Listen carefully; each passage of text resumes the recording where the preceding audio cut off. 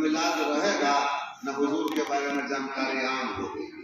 अरे गुरुवार सब लोग तो मदरसे के पढ़े हुए लोग होते हैं, सब लोग तो मौलाना नहीं होते हैं, सब लोग तो किताब पढ़ना नहीं जानते हैं। तो किताब पढ़ने वाले किताब पढ़कर हुजूर की जिंदगी जान लेंगे, और जो बेचारे सीधे साधे मुसलमान किताब नहीं पढ़े हैं उनकी जानकारी के लिए तो मिलाद ही एक जरिया है ना।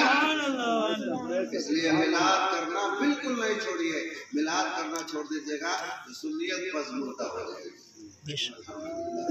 आज चाले की महफिल में हमारा बैठे हैं, चाले के हवाले से हमारे आपके आका सल्लल्लाहु अलैहि वसल्लम ने फरमाया है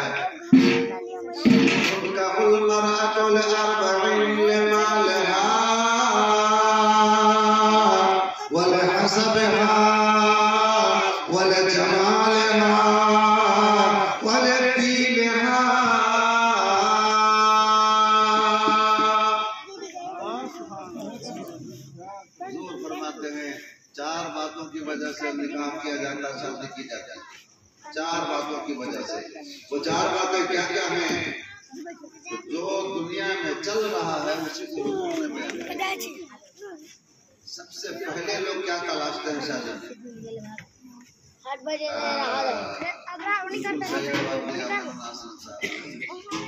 सबसे पहले लोग तलाश करते हैं, लोग क्या तलाशते हैं? माल कितना मिलेगा, खर्चा कितना करेगा, खर्चा कितना करेगा, पहला सवाल। कुर्बान जाओ गैर का नबी पर 1450 साल पहले ऐसा जमाना नहीं था, इस तरह का मजाक नहीं था, ऐसा सवाल नहीं किया जाता था। ये तो इदारा करके होने लग गया है, मगर मेरे आका ने 1450 साल पहले बताया। क्या बात है, मेरे आका के लिए। सबसे पहला अभी के वक्त में जो सवाल होता है कितना खर्चा करेगा। बूढ़े हो गए, दांत टूट गए, आंख खराब हो गई, आंख की रोशनी कम हो गई, पांव लड़खड़ाने लग गए, एक पांव जमीन पर है, एक पांव जमीन के अंदर जाने को तैयार है, लेकिन होश नहीं आता। अपने जाने की मंजिल को इंसान नहीं याद करता, कब्र की मंजिल को याद नहीं करता। खुदा की बारगाह में जवाब देना भी पड़ेगा हमें, इस बात का ख्याल नहीं करता।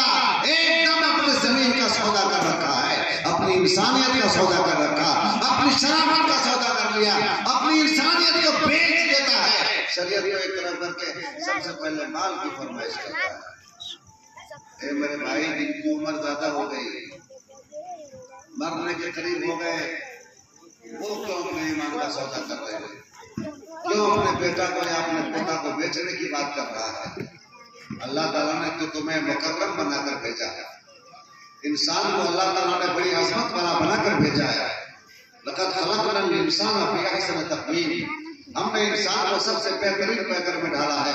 वलक़द कर्रमना बनी आदम का ताज बढ़ाया, हमने बनी आदम को यानी आदमी के सर पर करामत का, शराफत का, इज्जत का, शान का, शौकत का, अजमत का ताज पहना दिया है।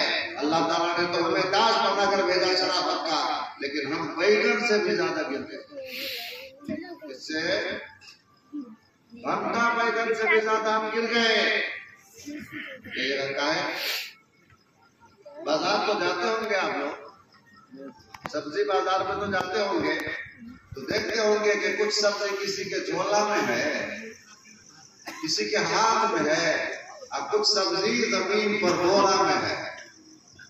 तो दाम जो मिलाते हैं आप, वो बोरा वाली सब्जी का दाम मिलाते हैं, या हाथ में जो झोला है किसी के, उस झोला वाली सब्जी का दाम मिलाते हैं?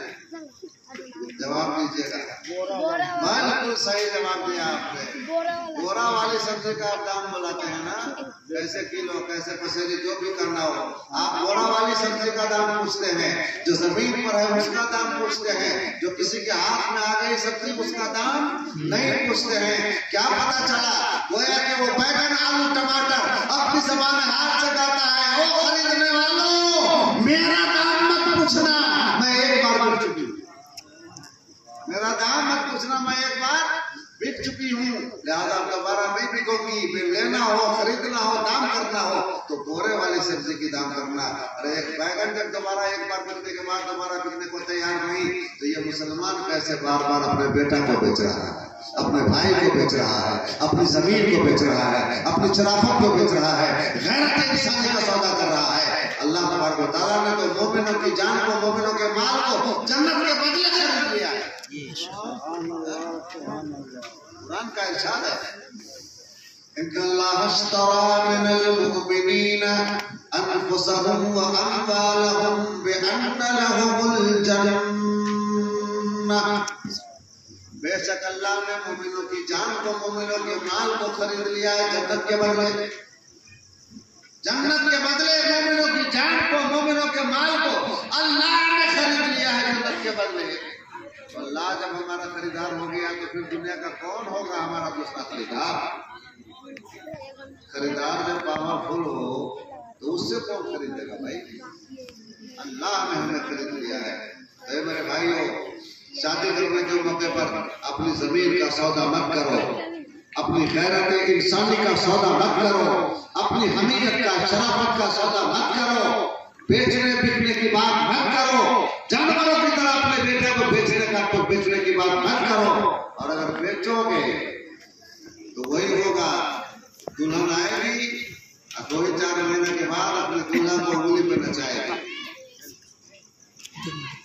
دلہن آئے گی اور 2-4-6 مہینے کے بعد ہی اپنے دلہا کو انگلی پہ نچائے گی۔ کائے کے لیے بھائی؟ کیونکہ اس کا بھی دعویٰ ہے نا کہ ہمارا باپ کو ان کو خریدا ہے، ہمارا باپ ان کو خریدا ہے۔ تو جس بیل کو کوئی خرید کے لے جائے تو بیل اس کی بات مانے گا کہ آپ کی بات مانے گا؟